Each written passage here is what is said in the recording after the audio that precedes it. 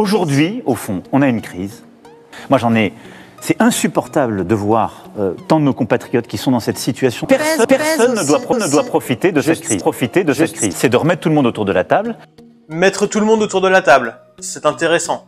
Qui a été invité? Et de vérifier, en y mettant des contrôleurs, et de faire un accord sur la modération des marges, parce qu'au fond, là où vous avez votre agriculteur qui vend et qui a une toute petite marge, qui ne peut pas faire vivre sa famille sinon, où vous avez votre PME de province qui va vendre ses biscuits et qui fait à peine tourner son commerce, et à côté de ça, vous avez des grands groupes qui vous ont mis une belle augmentation sur le dentifrice et qui, elle, se la met dans la poche. Alors on dénonce les industries qui s'en mettent plein les poches. Très bien. Mais c'est un peu l'hôpital qui se fout de la charité, je crois. L'État français fait exactement la même chose avec le carburant. Il s'en met plein les poches. L'État gagne plus d'argent sur le carburant aujourd'hui avec un prix fort qu'il y a quelques années avec un prix bas. Donc, plus le Français galère à payer son carburant, plus l'État français gagne de l'argent sur ses taxes. Alors là, on arrive à la phrase qui sert à rien. On n'assume pas. Vous interpellez les industriels, mais sur le carburant, 60% du prix du carburant, ce sont des taxes de l'État. 60%, mais c'est à peu près moitié-moitié. Est-ce que vous comptez faire quelque chose? Écoutez, là-dessus, d'abord, je regarde le sujet, puis on apporte des réponses concrètes, pragmatiques, et pas démagogues. Pourquoi l'essence augmente? Parce que le brut de pétrole augmente. On paye notre dépendance. C'est ça la réalité. Nous ne sommes pas producteurs de pétrole. Bon. On paye notre dépendance, c'est bien placé, j'avoue, bravo. Par contre, on ne parlera pas de l'électricité qui vient d'augmenter et qui voudrait éventuellement encore augmenter. C'est pas comme si la France produisait de l'électricité. Je dis ça, je dis rien. Depuis début de l'année 2023, le prix du baril il a augmenté d'un tiers environ.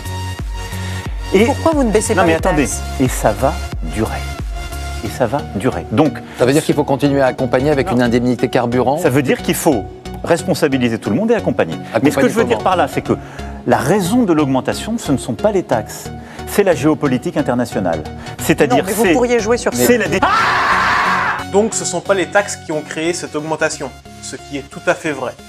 Les taxes sont sur la base du prix, donc plus la base de prix va monter, plus la taxe, elle, va rapporter du profit à l'État. Le pourcentage ne changera pas, mais la somme sera bien plus importante en fonction du prix de l'augmentation du carburant. Ceux qui sont à l'origine de l'augmentation du carburant pèsent moins de 50% du prix que nous payons à la pompe. Donc la majorité du prix, ce sont des taxes, entre 50 à 60%. Donc certes, les taxes ne sont pas à l'origine de l'augmentation, mais elles contribuent énormément à l'augmentation du prix que nous payons. Plus le prix de base sera faible, moins les taxes rapporteront à l'État et moins le prix final sera élevé. Plus le prix de base sera haut, plus les taxes seront élevées. Nos taxes, elles servent à quoi? Il y a environ 50% de taxes sur le prix de l'essence. À quoi servent ces taxes? Pour moitié, à financer la transition écologique. C'est-à-dire à financer la rénovation des bâtiments, parce qu'on a besoin d'argent public. Nous dépensons aujourd'hui dans notre budget 33 milliards d'euros pour la transition écologique. L'année prochaine, on dépensera 40 milliards d'euros. Donc, est-ce qu'on peut réduire les taxes qui permettent de le financer? Non.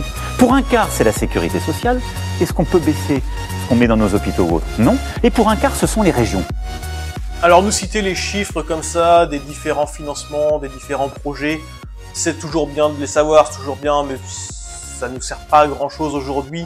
L'important, c'est de voir et de comprendre le raisonnement. Ce qui est dit, c'est que les projets d'aujourd'hui et les projets de demain sont financés sur les taxes que nous payons actuellement.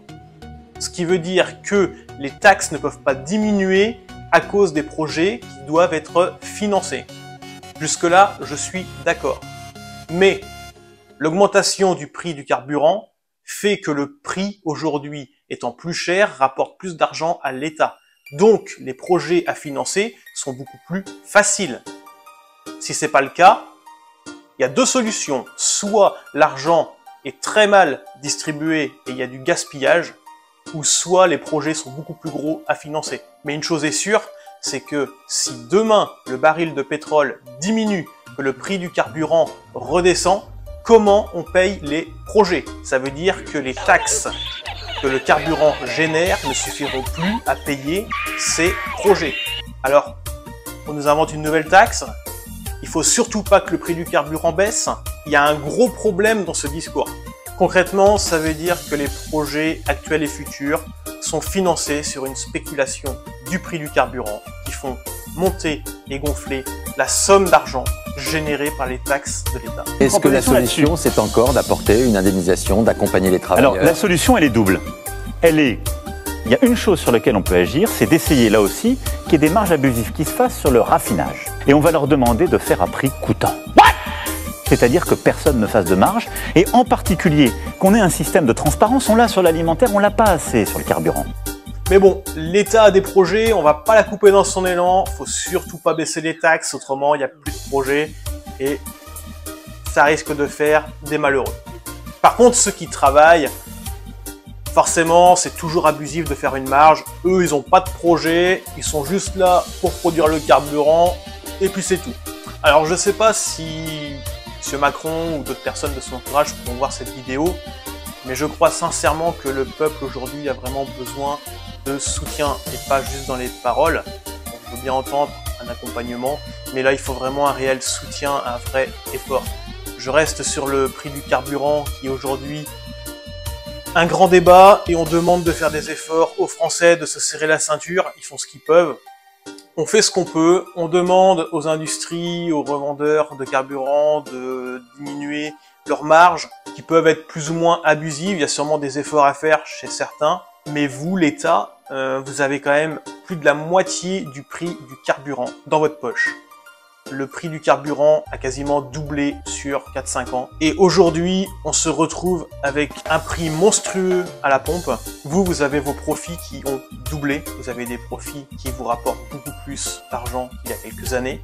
Les projets peuvent monter au fil du temps, ça je veux bien comprendre. Mais par contre, il faut peut-être freiner, brider un petit peu la machine. Vous croyez que les Français aujourd'hui, quand ils vont à la pompe, ils payent le prix fort, ils peuvent se permettre d'avoir un projet d'agrandissement chez eux ou de se faire plaisir sur tel ou tel loisir? Non, ils remettent ça à demain. Parce qu'aujourd'hui, ils ne peuvent pas. Vous, grâce à cette souffrance, grâce à l'augmentation de ces prix, ça vous génère plus de taxes. Donc, vous avez des projets que grandissants. Mais il serait peut-être temps aujourd'hui de réduire un petit peu ces projets et de redistribuer un petit peu l'argent, non pas par des chèques bienfaiteurs, non. On diminue la taxe pour réduire le prix. On arrête de vouloir contrôler, de vouloir maîtriser à qui on va redistribuer de l'argent, quand on va redistribuer de l'argent, pourquoi, comment. On arrête de se mentir. Personne l'attendait, et c'est aujourd'hui que ça se produit. Et vous savez que je ne me trompe jamais. Oh oui, que je ne me trompe jamais. Parfaitement à l'aise, c'est très bien. Oh oui. Pourquoi je me suis engagé là-dedans?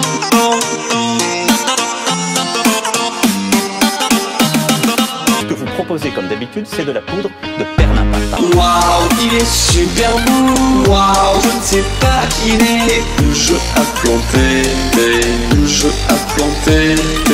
Waouh, il est super beau.